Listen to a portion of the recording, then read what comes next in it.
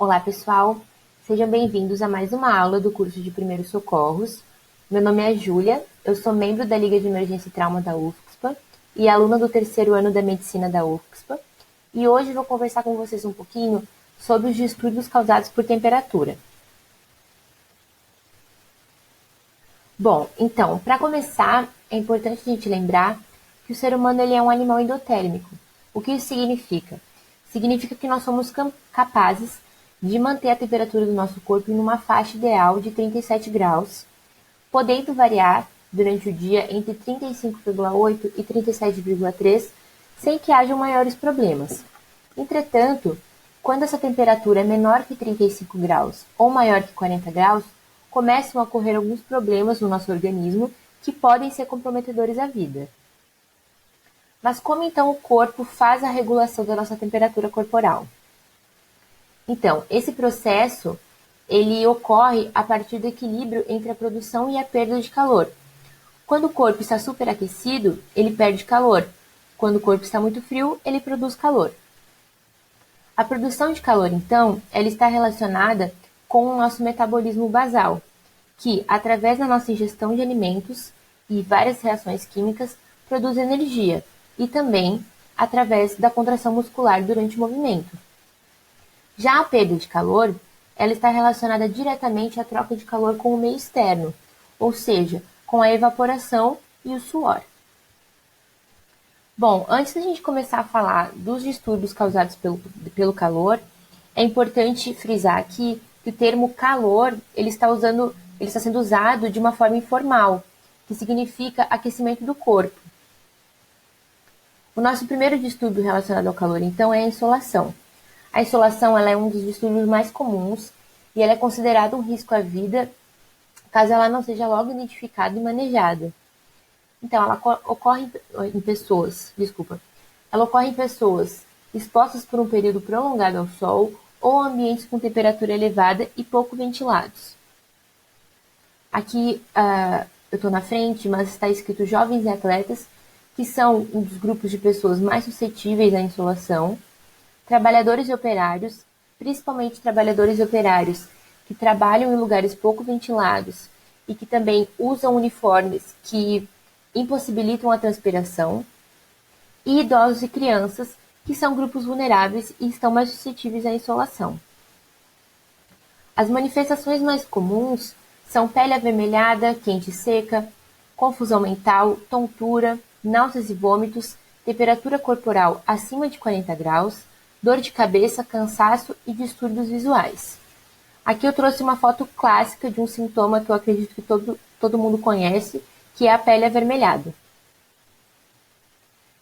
Bom, as manifestações mais graves são respiração rápida e difícil, palidez, extremidades arroxeadas, fraqueza muscular, convulsão e coma. Então, um pouco sobre a intermação, nosso segundo distúrbio relacionado ao calor. Ela é causada pelo aumento abrupto da temperatura e pela incapacidade do corpo de diminuir essa temperatura. E ao contrário da insolação, essa pessoa ela não foi exposta a alterações de temperatura do ambiente, mas sim a uma resposta inflamatória sistêmica ocasionada por alterações na termorregulação, como por exemplo uma infecção. Ela é parecida com a insolação em sintomas, porém ela é mais grave e ela pode levar à morte.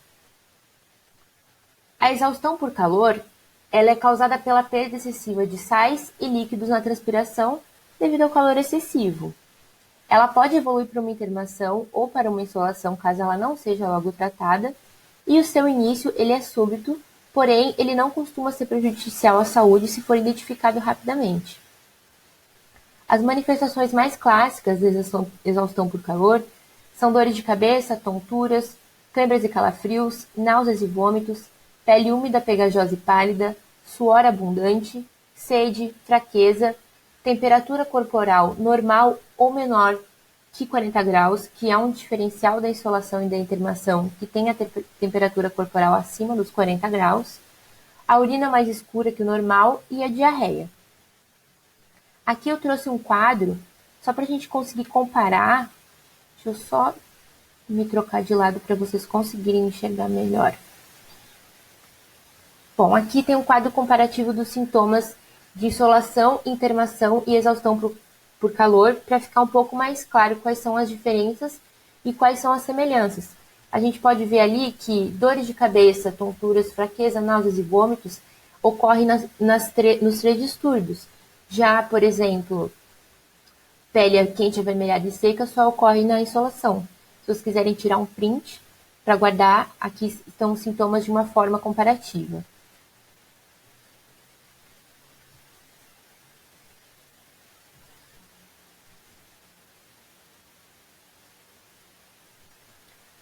O nosso último distúrbio relacionado ao calor são as câimbras, que são espasmos musculares fortes provocados também pela perda excessiva de líquidos e sais pela transpiração.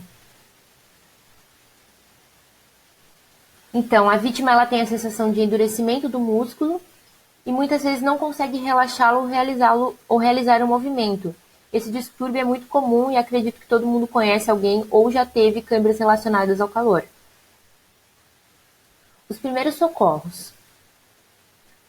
Bom, a primeira coisa, principalmente relacionada à insolação e à intermação, que são distúrbios mais graves, é buscar o auxílio pronto-socorro ou ligar para o SAMU 192.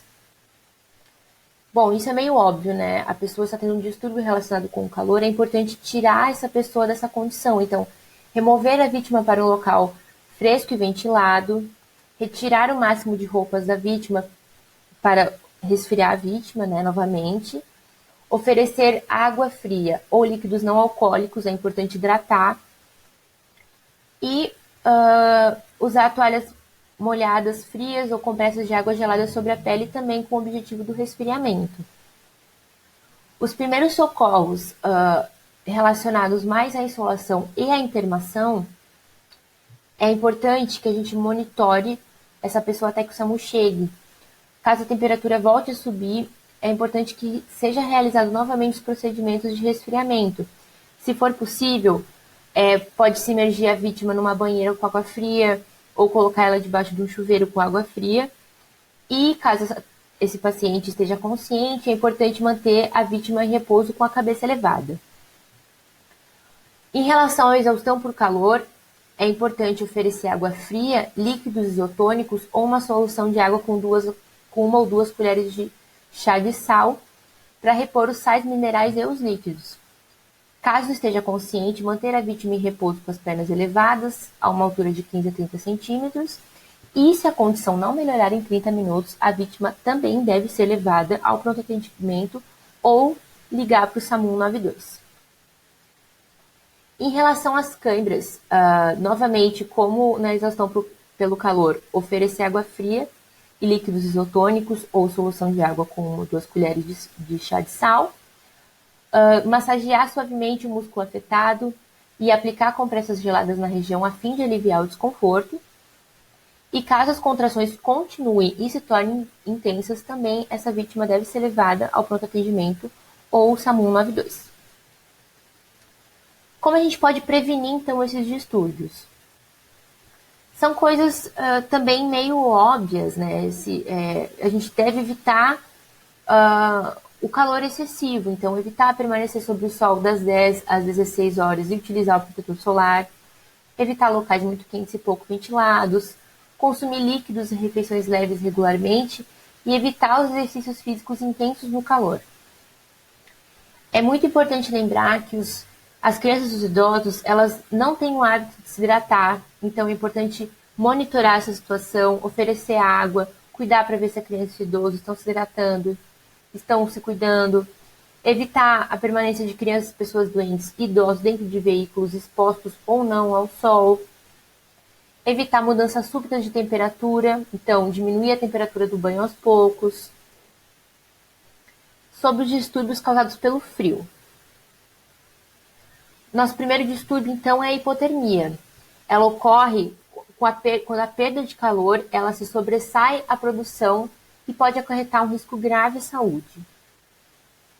Existem 3 tipos de hipotermia. A hipotermia leve, ela é dos 35 aos 32 graus. A hipotermia moderada, dos 32 aos 28. E a hipotermia grave é quando a vítima está com a temperatura de menos de 28 graus. Os sintomas leves, então, são pele fria e pálida, calafrios, coloração arroxeada dos lábios e dedos, sono e cansaço. Já os sintomas moderados são os calafrios mais intensos, os movimentos desajeitados, alteração de humor, de coordenação, confusão, fala arrastada e sono excessivo. Já os sintomas graves, é importante a gente perceber que os calafrios se cessam, então não há mais calafrios. Os batimentos cardíacos são lentos, a respiração é lenta e quase imperceptível, as pupilas ficam dilatadas e pode ocorrer o coma. Quais são os primeiros socorros relacionados à hipotermia? Muito importante buscar o atendimento pronto-socorro ou ligar para o SAMU 192 prontamente. Remover a vítima para um local quente. Caso a pessoa esteja molhada, é importante secar a vítima. Agasalhar com roupas de lã. Cobrir com cobertor térmico. Oferecer bebidas e alimentos quentes. E monitorar sempre a sua temperatura. E isso é muito importante, não deixar a pessoa dormir enquanto a condição não for manejada, porque a hipotermia ela também é conhecida como morte silenciosa. Quando a pessoa dorme, os sinais vitais dela, como respiração, frequência cardíaca, tendem a diminuir cada vez mais, e a pessoa pode vir a óbito.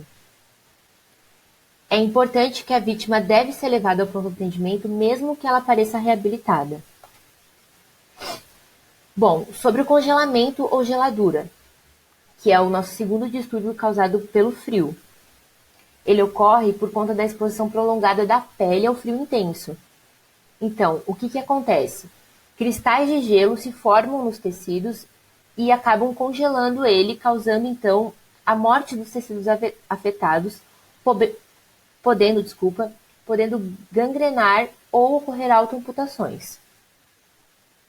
Então, os sintomas são pele fria, pele avermelhada, esbranquiçada ou arroxeada, inchaço, dor ao mínimo toque, perda da sensibilidade, presença de bolhas e presença de úlceras. Aqui eu trouxe 2 pés que sofreram congelamento, para vocês poderem ver que a pele pode estar vermelha, como pode estar esbranquiçada, como pode estar arroxeada, como pode ocorrer bolhas. Os primeiros socorros, então, relacionados ao congelamento. De novo, sempre muito importante, coisa que vocês já estão vendo e vão ver sempre até o fim das aulas aqui no nosso curso de primeiros socorros, SAMU 192 ou buscar um pronto atendimento. Não iniciar o aquecimento se houver risco de recongelamento, isso pode prejudicar ainda mais aquele membro, pode aumentar o risco de amputação. Limpar a área, secar e cobrir. Caso a lesão seja em membros inferiores, evitar caminhar e não estourar as bolhas. Muito importante. Como que a gente se previne, então? Manter o corpo aquecido em locais frios, utilizando roupas de lã, material sintético. Consumir líquidos e refeições leves regularmente. Esteja em constante movimento em caso de estar em um lugar muito frio. Mantenha o corpo e as roupas secas. Essas foram as minhas referências. Muito obrigada, pessoal. Espero que vocês tenham gostado da aula. Eu quero lembrar vocês que agora tem um questionáriozinho rapidinho sobre algumas coisas que eu conversei aqui com vocês. E semana que vem a aula vai ser sobre parada cardiorrespiratória. Até a próxima!